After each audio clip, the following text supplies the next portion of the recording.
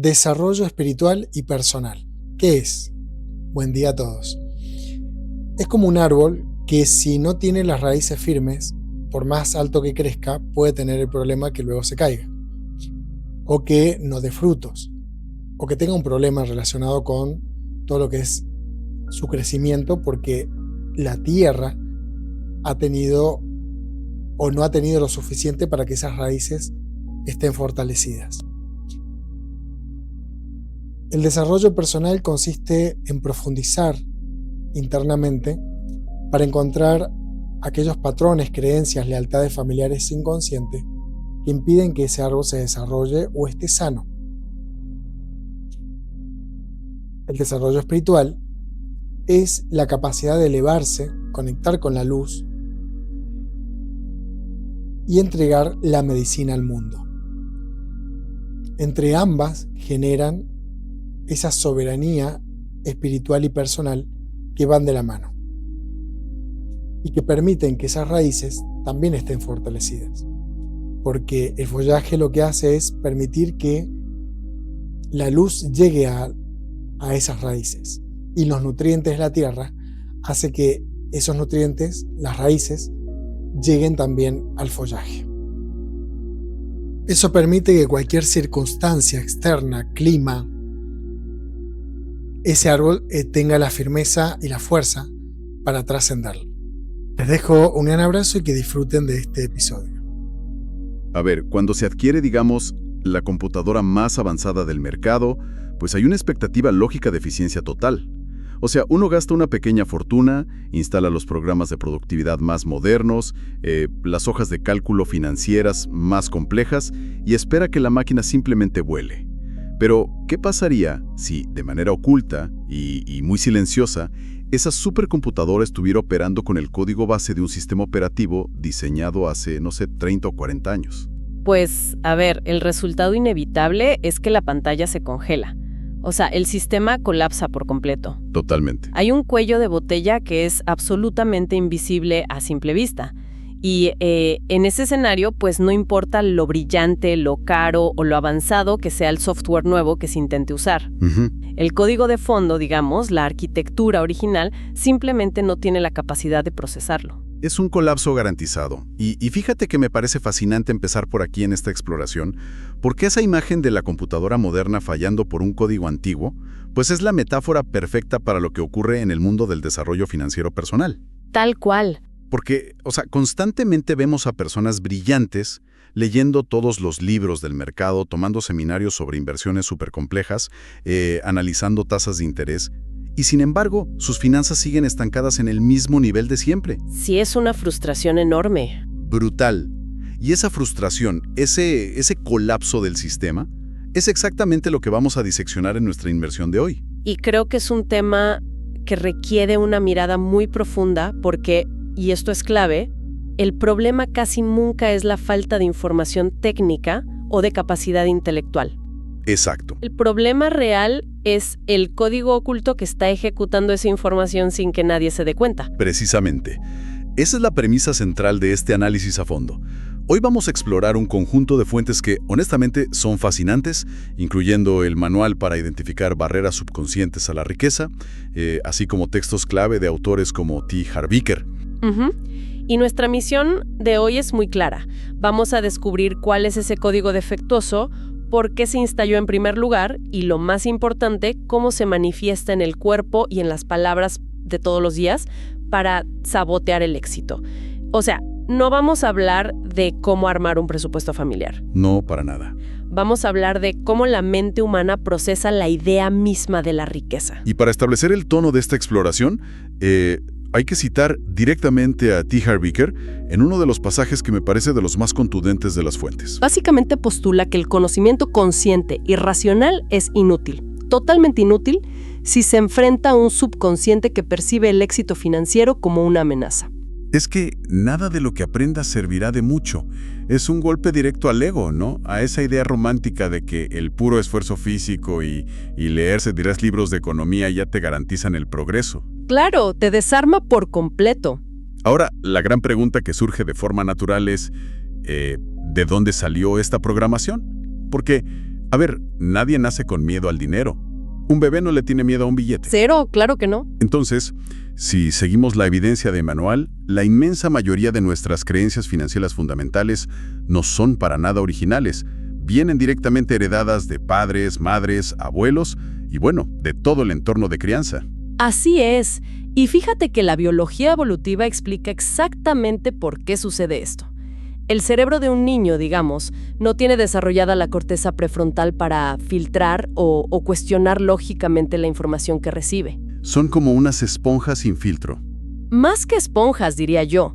Para un niño, sus cuidadores principales representan la supervivencia absoluta. Son omniscientes. Claro, son dioses para ellos. Tal cual. Así que cuando el niño observa o escucha dinámicas sobre el dinero, el cerebro no las registra como, mira, son las opiniones de mis padres que están estresados por la inflación. No, ni de broma. Las registra como leyes universales de la física, que son necesarias para sobrevivir en su entorno. Y el manual detalla que esta herencia, digamos, se instala por dos vías principales, lo auditivo y lo visual. En lo auditivo están las famosas frases repetitivas, expresiones clásicas que todos hemos oído como el dinero es la raíz de todos los males, los ricos son avaros, o el inevitable, y este me encanta, el dinero no crece en los árboles. Uf, ese es un clásico en todas las casas. Se escuchan tantas veces que forman verdaderas autopistas neuronales. Pero lo que me parece aún más crítico de las fuentes es la parte de los incidentes específicos, lo que el texto llama directamente cicatrices emocionales. Sí, ese es el núcleo duro del trauma financiero. Porque no se trata solo de frasecitas pasivo-agresivas repetidas en la cena. Exacto. Un incidente concreto puede ser presenciar una pelea súper violenta entre los padres a causa de una deuda. O el momento de terror cuando se pierde un negocio familiar. A nivel neurológico, en esos momentos de alta intensidad emocional, la amígdala, que es el centro de procesamiento del miedo en el cerebro, entra en pura hiperactividad. A ver, quiero que nos detengamos un segundo aquí porque esto me parece crucial para quienes nos escuchan. ¿Qué es exactamente lo que hace la amígdala en ese momento de estrés familiar tan fuerte? Pues la amígdala toma una especie de fotografía de todo el evento para protegernos en el futuro. Si el dinero es la causa de que los padres griten, lloren o amenacen con separarse, el cerebro primitivo del niño hace una asociación directa e inmediata. Dinero igual a peligro. Wow. Dinero igual a destrucción de la familia. Y aquí es donde entra la psicología evolutiva. Para un ser humano primitivo, la expulsión de la tribu o la ruptura del núcleo familiar pues significaba la muerte segura por aislamiento. Claro, un niño solo en la prehistoria no sobrevive. Exacto. Por lo tanto, el cerebro asocia la búsqueda de riqueza con una amenaza literal a la pertenencia. O sea, el cerebro prefiere la pobreza si eso garantiza que la tribu siga unida y en paz. Es brutal. Pero aquí me voy a poner el sombrero de escéptico. A ver, dime. Entiendo perfecto el mecanismo en un niño de 7 años.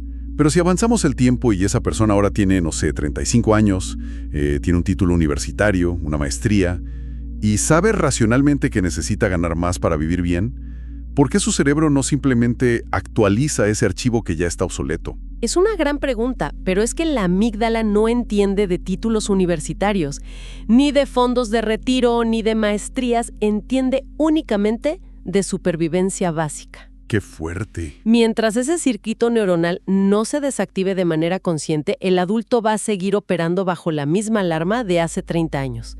Se puede trabajar 80 horas a la semana deseando el éxito con toda su mente racional, pero en el momento en el que esté a punto de cerrar un gran negocio o pedir un aumento, el subconsciente va a decir, alerta, si conseguimos esto, habrá peleas, dolor y ruptura. Y boom, ahí llega el autosabotaje. Inevitablemente. Y claro, ese autosabotaje no ocurre en el vacío, no es como un fantasma.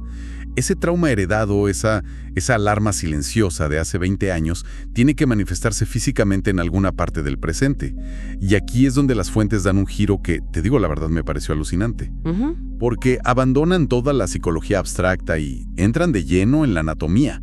O sea, el manual sostiene que estas creencias limitantes se esconden físicamente en nuestras propias sensaciones corporales. Sí, es que el cuerpo funciona como un sistema de alarma biológico. De hecho, el manual propone un ejercicio de localización que es muy revelador. Le pide al lector que cierre los ojos, piense en su situación financiera actual y se pregunte, ¿dónde siento esto en mi cuerpo? Y aquí te voy a ser muy honesto. Cuando leí esa parte de las fuentes, yo levanté una ceja. Sí, suele pasar. Porque para una mente más analítica, decir que alguien siente su cuenta bancaria en la garganta o un crédito hipotecario en el plexo solar, pues suena al límite de la pseudociencia, ¿no? Suena más místico que económico. Yo necesito que me expliques la biología dura detrás de esto. ¿Cómo puede una abstracción matemática, como lo es el dinero, causar un nudo físico en el estómago? Pues mira, es una reacción de escepticismo súper común y completamente válida de verdad. Pero cuando examinamos la fisiología del estrés crónico, esto tiene un rigor científico absoluto. A ver. El dinero, en nuestra sociedad moderna, es el sinónimo directo de supervivencia. Cuando el cerebro percibe una amenaza financiera, se activa el sistema nervioso simpático. Y esto libera un torrente masivo de cortisol y adrenalina. Vamos al ejemplo concreto que mencionas, la garganta cerrada. Sí, porque el manual especifica que esa tensión en la garganta o en el pecho es un síntoma súper recurrente al hablar de plata. Exacto. Biológicamente, cuando estamos bajo una respuesta de lucha o huida, la musculatura del cuello y de las cuerdas vocales literalmente se tensan. ¿Para qué? Pues para preparar al cuerpo para gritar o para restringir la respiración para el combate. A nivel psicológico, y según detalla el texto, la garganta es el centro de la expresión. Si esa área se cierra físicamente al pensar en finanzas, es la manifestación somática de una falta de poder. O sea, el individuo siente que no tiene voz. Tal cual. Que no tiene agencia, que no puede exigir lo que vale en el mercado. Es la impotencia emocional convertida en una contracción muscular. La impotencia emocional convertida en contracción muscular. Uf, eso le da todo el sentido del mundo. Pero el manual menciona otro síntoma que me dejó aún más desconcertado. Sentir mareo. O confusión mental aguda al enfrentarse a temas de dinero. O sea, entiendo el estrés. Entiendo el corazón acelerado por la adrenalina que mencionas. Pero, ¿mareos? Eso suena a que la persona necesita ir a un médico de urgencias, no a un asesor de negocios. Es interesantísimo eso, porque los mareos son quizás el síntoma más fascinante desde la perspectiva neurobiológica. No siempre son un vértigo físico real. Muchas veces son el resultado directo de una disonancia cognitiva profunda. Disonancia cognitiva. O sea, para aclarar, es cuando dos creencias chocan dentro de uno, ¿no? Exactamente. Imagina un escenario donde la persona cree conscientemente, quiero ser rico y quiero ser libre. Pero su subconsciente dicta, el dinero corrompe el alma y destruye a las familias. Ok, un choque de trenes. Total. Cuando esta persona se sienta a organizar sus finanzas, estas dos creencias absolutas colisionan de frente. El cerebro se sobrecarga intentando procesar esta paradoja que es irresoluble. Y para evitar la angustia psicológica de confrontar esa contradicción, el cerebro literalmente desvía recursos, provoca una especie de niebla mental y un mareo que obliga a la persona a abandonar la tarea. ¡Wow! O sea que el cuerpo dice, esto es demasiado conflictivo, nos va a hacer daño, mejor nos mareamos y cerramos la hoja de cálculo de una vez. Esa es la instrucción literal, apagar el sistema antes de que colapse. Es un mecanismo de evasión brillante y a la vez totalmente destructivo. Básicamente, el cuerpo está lanzando bengalas de emergencia, cortando la energía para evitar el colapso emocional. Pero claro, el cuerpo humano no puede mantener esa contracción muscular en la garganta o esa niebla mental para siempre. No, sería insostenible. Esa energía, esa angustia reprimida necesita una válvula de escape hacia el mundo exterior, lo que nos lleva al siguiente eslabón de este análisis a fondo. Cómo esa tensión corporal se materializa y, peor aún, se refuerza a través de nuestro lenguaje diario. Es una transición vital, porque el lenguaje es la herramienta con la que esculpimos nuestra realidad. Las palabras no son simples sonidos que emitimos al aire, ¿sabes? Son bucles de retroalimentación. Lo que articulamos en voz alta refuerza de forma directa esas autopistas neuronales de las que hablábamos al principio. Y para ilustrar cómo opera este mecanismo de retroalimentación a una velocidad casi imperceptible, las fuentes introducen los cuestionarios rápidos del investigador Jürgen Klarich. Ah, sí, los de asociación libre. Exacto. Él propone un ejercicio donde hay que completar frases sobre el dinero de manera inmediata, o sea, sin permitir que la mente racional intervenga para nada. Y para quienes nos escuchan, es un experimento súper interesante ver qué hace nuestra propia mente cuando dejamos una frase inconclusa en el aire. Por ejemplo, los millonarios son... O frases como, el dinero siempre es... O la trampa clásica por excelencia que todos hemos dicho alguna vez. Prefiero ser pobre, pero... Uf, sí. El diseño de este ejercicio es crucial porque su objetivo es esquivar la corteza prefrontal, que como decíamos es el centro lógico y socialmente aceptable del cerebro. Al exigir una respuesta en milisegundos, lo que salta a rellenar el espacio en blanco es lo que Klarich denomina sin miramientos las estupideces aprendidas. Estupideces aprendidas. ¡Qué buen término! Es muy gráfico. Si a la frase «los millonarios son» la primera palabra que cruza por tu mente es corruptos, ladrones o tristes, pues ahí tenemos la evidencia empírica de la barrera. Porque, por lógica elemental, el subconsciente jamás va a permitir que uno se convierta en aquello que desprecia profundamente. Es como intentar conducir con el pie pegado al acelerador y el freno de mano puesto al mismo tiempo. Es imposible avanzar así. Pero el análisis del manual no se detiene solo en estos cuestionarios de asociación libre. Entra con bisturí a diseccionar el vocabulario cotidiano que usamos para justificar ese freno de mano. Identifica categorías súper específicas, empezando por las justificaciones crónicas. Las justificaciones son extremadamente insidiosas, fíjate. Frases como, es que la gente no tiene dinero para pagar mi producto. O, es que la economía del país siempre está en crisis. A primera vista, pues parecen observaciones racionales del mercado, ¿no? Sí, suenan como un análisis financiero válido, pero en realidad son un escudo protector. Lo son al 100%. Cuando el individuo usa estas justificaciones, lo que hace es externalizar el locus de control. Externaliza la culpa. Se lava las manos. Tal cual, al decir la culpa es de la economía, el cerebro se absuelve de la responsabilidad biológica y cognitiva de buscar soluciones, mejorar la oferta o cambiar de estrategia. La persona asume el papel de víctima de las circunstancias.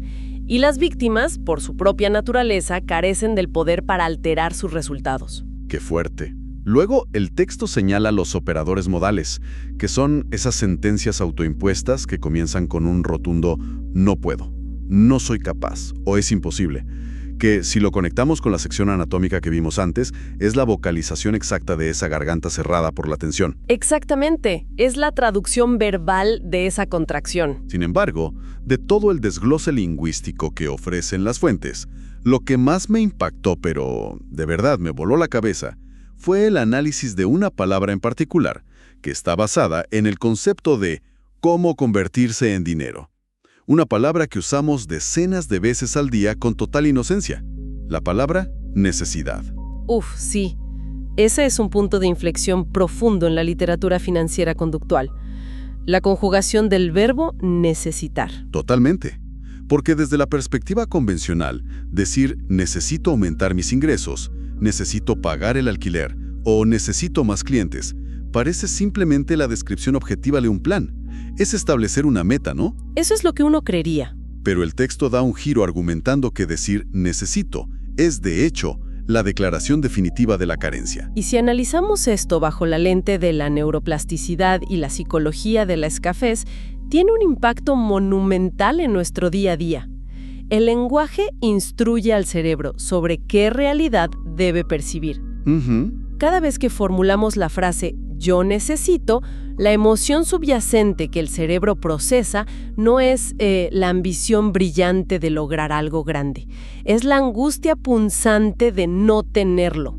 Se emite una señal constante de carencia pura. Y cuando el cerebro está sumergido en esa señal de carencia constante, pues volvemos a la alarma, al estrés y al cortisol que nos explicabas antes. Precisamente, al vibrar constantemente en la frecuencia de la escasez, la mente se desconecta de la función ejecutiva, que es, recordemos, la parte que planea a largo plazo, y regresa de golpe al modo de supervivencia. Claro, a apagar incendios. Y las decisiones que se toman en modo de supervivencia son siempre reactivas, son miopes y desesperadas. Están diseñadas para apagar el incendio en este preciso momento, no para construir un acueducto que prevenga futuros incendios. O sea, es decir que cada vez que repetimos necesito esto, necesito lo otro, estamos reescribiendo y reforzando voluntariamente el código de ese virus original en nuestro sistema operativo. De una manera asombrosamente sutil, nuestro vocabulario sella nuestro destino financiero día tras día, y sin que nadie nos obligue a hacerlo. Es un autosabotaje diario. Si hacemos una síntesis panorámica de todo este viaje estructural que nos revelan las fuentes, pues la precisión de la cadena de eventos resulta casi escalofriante. Sí, de escalofríos. Hemos trazado cómo una creencia financiera nace de una discusión caótica escuchada a medias entre adultos hace décadas. Luego, hemos visto cómo esa memoria emocional de peligro crónico se solidifica y se oculta detrás de un nudo opresivo en la garganta o un mareo frente a una computadora. Y finalmente, cómo esa tensión física se apodera de nuestras cuerdas vocales en el presente, camuflada en la frase más cotidiana como no puedo o necesito. Todo está increíblemente entrelazado. No existen acciones financieras aisladas. Todo es el resultado de este ecosistema interno. Sin embargo, no sería un análisis a fondo riguroso si no sometiéramos toda esta teoría a la prueba empírica definitiva. Claro, hay que ver los números. Exacto. El manual ofrece la herramienta final para aterrizar estos conceptos psicológicos en la realidad más fría y objetiva, la evaluación de los resultados actuales. Porque, como suele decirse, la evidencia empírica no tiene opiniones, y las fuentes introducen preguntas clave que funcionan como una radiografía sin anestesia. Y la primera es verdaderamente incómoda. ¿Cuánto tiempo se podría vivir hoy si los ingresos por trabajo se detuvieran por completo? Uy, esa es la métrica implacable que separa la ilusión del estatus de la realidad de la riqueza. Es un error cognitivo muy común confundir tener un flujo de ingresos altos con ser verdaderamente próspero. Totalmente. La gente confunde sueldo con riqueza. Exacto. Si una persona genera enormes cantidades de dinero al mes, pero si esos ingresos se detienen mañana y solo podría mantener su estilo de vida durante, 60 días antes de la ruina total, hay un mensaje clarísimo ahí. Independientemente de su puesto de trabajo de alto nivel, su patrón subconsciente está programado de fábrica para la pura supervivencia y el estrés, no para la libertad y la acumulación. Es la destrucción absoluta del mito del gran sueldo. Y esto se enlaza perfectamente con el segundo indicador revelador del manual, el patrón de gasto. El texto invita a cuestionarse. El dinero entra a la cuenta solo para ser expulsado inmediatamente. Ese es el famoso dinero que quema en las manos. Tal cual, porque si el saldo siempre regresa obstinadamente a cero al final del ciclo, sin importar si los ingresos aumentaron muchísimo ese año, pues no estamos frente a un problema de matemáticas ni de la inflación del país. Estamos frente a una programación subconsciente diseñada para la mediocridad financiera. Y aquí es donde todas, absolutamente todas las piezas del rompecabezas encajan. Los resultados externos actuales son simplemente el espejo perfecto del patrón interno de cada individuo. Si la cuenta bancaria parece tener alergia a la acumulación de capital, es porque el subconsciente está cumpliendo fielmente las órdenes de ese antiguo programa de supervivencia. Claro. Volviendo a la neurobiología que discutimos, si el cerebro primitivo aprendió que tener dinero acumulado atrae peligro o separa a la familia, entonces gastarlo todo inmediatamente y volver a cero es la manera más rápida que tiene el sistema nervioso de aliviar la ansiedad y volver a sentirse a salvo. Te juro que es brillante cómo funciona la mente, lo cual nos devuelve, de forma casi poética, a la imagen inicial con la que arrancamos nuestra inmersión hoy. Seguimos intentando forzar la instalación del software financiero más deslumbrante y moderno en una maquinaria interna que está operando a base de miedo visceral, lealtades invisibles y frases grabadas hace más de 20 años. Ha sido una exploración verdaderamente reveladora de estas barreras subconscientes documentadas en el manual. Sí, es un cambio de perspectiva total. Y bueno, para concluir este análisis y recogiendo la esencia de todo lo que hemos abordado hoy, nos gustaría dejar a quienes nos escuchan con una última semilla intelectual. Me parece excelente. Una reflexión provocativa que surge precisamente de la intersección entre ese trauma pasado y la neurobiología del presente. La próxima vez que haya que tomar una decisión financiera importante, ya sea fijar el precio de un nuevo servicio, firmar un contrato, rechazar una oportunidad, o incluso al estar a punto de pronunciar la frase «es que es muy caro», valdría la pena hacer una pausa activa de un solo segundo. detenerse, observar la tensión del propio cuerpo y preguntarse con absoluta y brutal honestidad: ¿quién está tomando realmente esta decisión? ¿Es el adulto capaz, lógicamente informado y estratégico del presente? Exacto. ¿O es el eco lejano de un niño asustado presenciando una crisis familiar hace décadas que ahora viene disfrazado de adulto, susurrando en silencio un simple "no puedo"? Gracias por llegar hasta aquí. Si este audio te ayudó a expandir la conciencia y mirar tu bienestar desde una coherencia más profunda, compartilo, deja tu like y hacelo llegar a alguien que también esté buscando unir cuerpo, mente y vida cotidiana. Porque despertar no es escapar de la realidad, es aprender a habitarla con más presencia. Luis Alejo Palleres, entrenador en desarrollo personal y espiritual. Lo que ordenas dentro, florece afuera.